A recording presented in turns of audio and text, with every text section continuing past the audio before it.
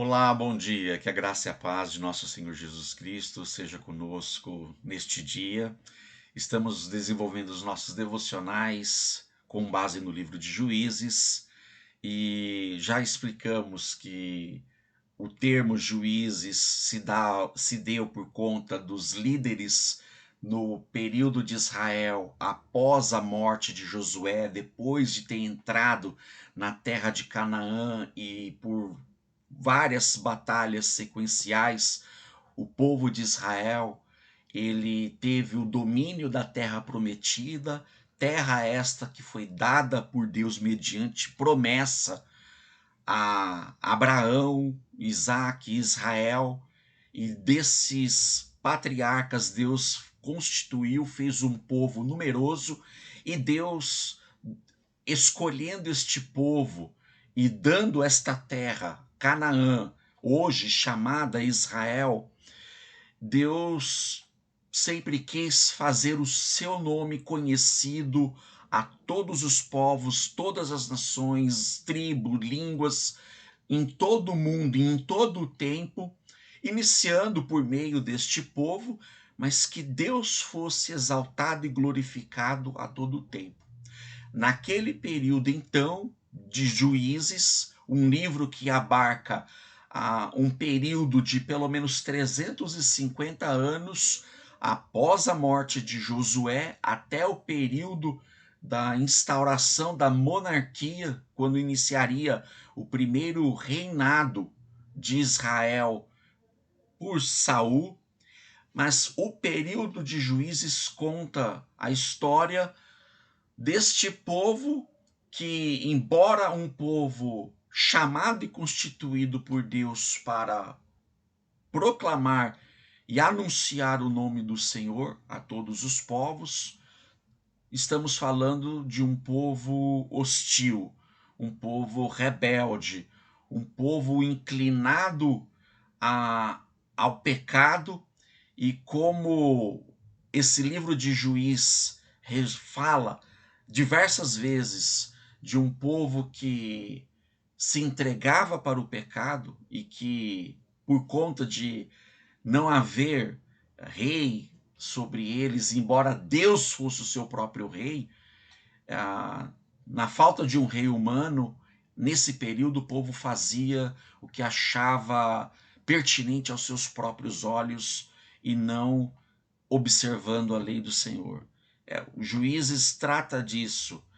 Ao mesmo tempo que fala de um povo rebelde, ele sempre fala de um Deus misericordioso, de um Deus amoroso e que a todo momento ele está sempre pronto para ouvir o clamor de uma pessoa arrependida nos seus pecados e que a qualquer momento Deus está ali com seus braços abertos, estendidos, esperando qualquer pessoa que se achegue diante dele. Bem, Juízes, em síntese, para dar um resumo muito fácil, fala de um povo que, numa espécie de uma espiral descendente, um círculo vicioso, em que o povo, por conta do seu pecado, sua rebeldia contra Deus, isso fazia com que Deus decidisse para repreender o seu povo, os seus filhos. Ele utilizava-se da opressão de outras nações para que o povo percebesse a condição pecaminosa em que se encontrava e que, mais uma vez, viesse a se arrepender, buscar a Deus mais uma vez, e nessa busca sincera, mediante um arrependimento sincero, Deus ouvia o seu clamor, o seu pedido, e para livrar dessa opressão ocasionada por outros povos, Deus levantava um libertador, um juiz que o liderava e, mais uma vez, enfrentando outras nações, os cananeus, os midianitas, os amonitas, os filisteus. Deus sempre livrava o povo enquanto esse líder, esse juiz permanecia vivo, e enquanto esse juiz exercia a sua liderança sobre o povo novamente desfrutava de mais um período de paz. Ocorre que mais uma vez, nesse desfrute, nesse usufruto de paz, o povo novamente voltava a pecar, a se acomodar, a afastar-se mais uma vez de Deus, e voltava de novo todo esse ciclo. O povo entregue ao pecado, Deus usando outras nações para punir o povo, ou corrigir o povo voltava a se arrepender, Deus voltava a levantar um novo juiz, um novo libertador, e o povo voltava a desfrutar essa paz, e ficou 350 anos nesse ciclo em que Deus levantou pelo menos 13 juízes no período abrangido pelo livro de Juízes, mas o último juiz, Samuel, e quando entrarmos no livro de Samuel, vamos ver que Samuel foi o último juiz até o início da monarquia. Mas vamos nos focar nos capítulos 3 a 5 de Juízes, em que fala pelo menos sucintamente, de que o primeiro juiz foi Otoniel, e ele reinou ou liderou o povo por um período de 40 anos. O segundo juiz foi Eude, tudo isso está no capítulo 3, e Eude, ele liderou o povo por 80 anos, o povo teve 80 anos de paz. Sucintamente, num único versículo, Juízes 3:21 fala de um juiz chamado Sangar, mas não fala quanto tempo foi a sua liderança, mas dá um enfoque no quão guerreiro ele era, em que ele, um único homem com uma queixada de jumento, um imenso osso de jumento, ele derrotou 600 filisteus. É muito parecido com que lá na frente, quando viermos a falar acerca de Sansão, que ele teve a Sansão com uma queixada, um crânio de jumento, ele derrotou 1000 filisteus.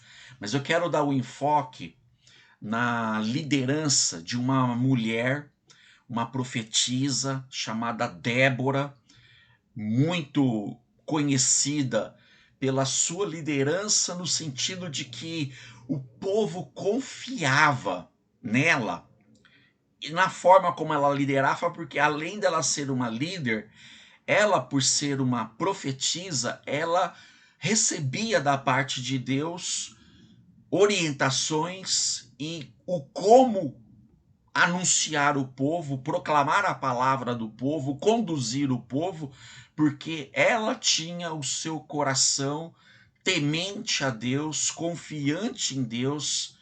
E Juízes, o livro de Juízes, o autor de Juízes, dos 21 capítulos, dedica 2 capítulos a ela, a sua liderança, e muito interessante que sob a vitória contra o rei cananita, ela, no capítulo 5, é um cântico, um poema de louvor e adoração, e é com isso que eu chamo a nossa atenção para esse devocional, que aqui é com base na última frase do cântico dela. E aí é a nossa ênfase do devocional para esta manhã. Mas os que te amam, Senhor, sejam como o sol que se levanta na sua força, como o sol do meio-dia, no ápice do calor do dia. Que todo aquele que ama o Senhor seja no vigor da sua força, seja uma pessoa eminente. E assim, não eminente por si mesma, mas que tenha a sobressalência na própria força do Senhor, na força do seu poder. E essa é a ênfase, e aí eu chamo a atenção para esse último versículo dela. Juízes 5:31, disse Débora, ao final do seu cântico: assim pereçam todos os seus inimigos, os inimigos do Senhor, ó Senhor. Mas os que te amam sejam como o sol quando se levanta na sua força. E a terra teve paz durante 40 anos. Então, sob a liderança de Débora, a terra teve paz, o Israel em Canaã teve paz por 40 anos. Mas fica aqui o meu conselho, leia os capítulos 3, 4 e 5, 4 e 5, falando sobre o ministério de Débora e como Deus usou a vida dela, do general Baraque, que ele estava sujeito e ele deu essa sujeição ao comando de Débora. E nesse ministério de Débora, Deus derrotou o rei cananita por uma mão também de uma mulher chamada Jael. E Deus deu vitória e deu descanso a esse povo por 40 anos, até que mais uma vez, após a morte dessa líder, dessa juíza, dessa profetisa, o povo mais uma vez, infelizmente, voltava novamente a incorrer em pecado, em opressão, até que Deus levantasse um novo líder, mediante mais um arrependimento do povo, enfim. Mas o nosso enfoque aqui, as palavras de Débora, que todo aquele que ama o Senhor se levante como o sol no ápice da sua força. Em termos práticos, para as nossas vidas, como?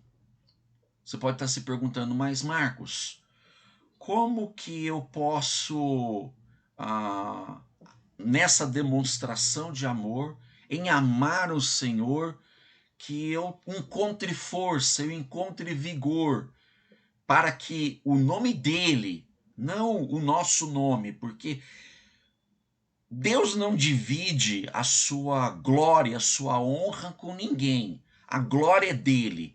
Mas ainda assim ele quer que nós, eu, você, como filhos e filhas de Deus, encontremos força, sim, para um viver constante na presença dele e um constante na presença dele nos nossos afazeres, no nosso dia a dia, mas que venhamos a brilhar a luz que há em nós, luz advinda da parte de Deus, por meio do seu Espírito, por meio da sua palavra, que essa luz em nós venha brilhar e brilhar para ser vista por alguém.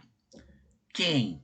As pessoas à nossa volta, todas as pessoas, salvas e não salvas, venha a nos ter como exemplo, imitar as nossas vidas, imitar a nossa fé, mas que sempre olhe para o Senhor.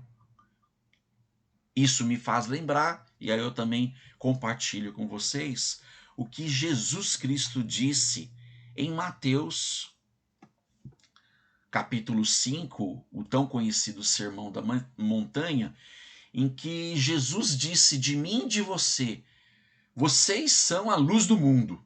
Assim brilhe a luz de vocês diante dos homens, para que vejam as suas boas obras e glorifiquem ao Pai de vocês que está nos céus. Enfim, o nosso viver, toda a nossa vida, deve refletir a luz de Cristo em nós. Nós somos luz quando Cristo, que é a luz do mundo, brilha em nossas vidas. Então nós somos um mero refletor de luz, porque a essência da própria luz é Cristo. Deus, toda a triunidade, Pai, Filho e Espírito Santo. E só vamos brilhar com o verdadeiro brilho, com o verdadeiro vigor, quando as nossas obras, a nossa fé, todo o nosso ser transfira para Deus a honra que lhe é devida. Então, até mesmo as bênçãos que Deus nos concede, as bênçãos com as quais Deus nos agracia, nos abençoa, deve fazer com que as pessoas olhem para mim, para você e exaltem ao Pai, exaltem a Deus e digam: bendito seja o Senhor que abençoa o Marcos, que usa a vida dele. Bendito seja o Senhor que abençoa e usa Débora na sua liderança, na liderança do seu povo. Bendito seja o Senhor.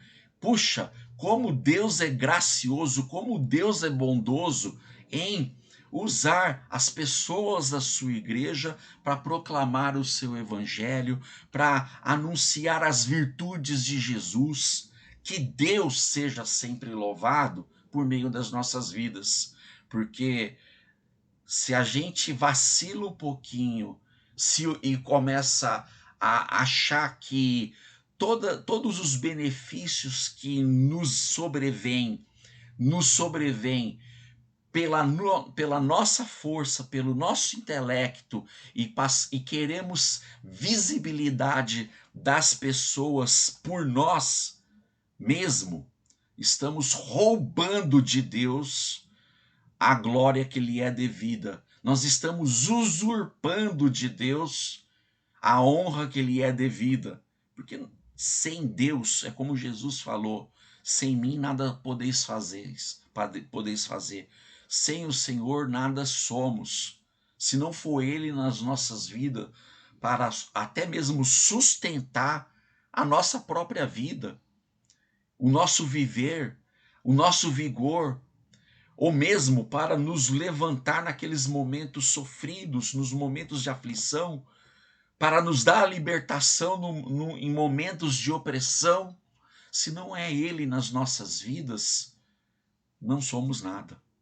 Então, quando Cristo fala que nós somos a luz do mundo, e como Débora fala, todos os que te amam, que brilhe como o sol na sua força, tudo se resume na ação e no poder de Deus sobre nossas vidas. Ele é a fonte de poder. Temos que nos recorrer a Ele, buscar a Ele a todo momento. E fazendo isso, a luz dele há de brilhar por nós e as pessoas à nossa volta vão ver verdadeiramente quem é este Deus Todo-Poderoso, quem foi Jesus, quem é Jesus, o resgatador, libertador, remidor das nossas almas, o nosso Salvador, Senhor e Mestre. A Deus toda a honra e toda a glória. Então, meu irmão e minha irmã, brilhe, brilhe como no sol do meio-dia, no ápice da sua força.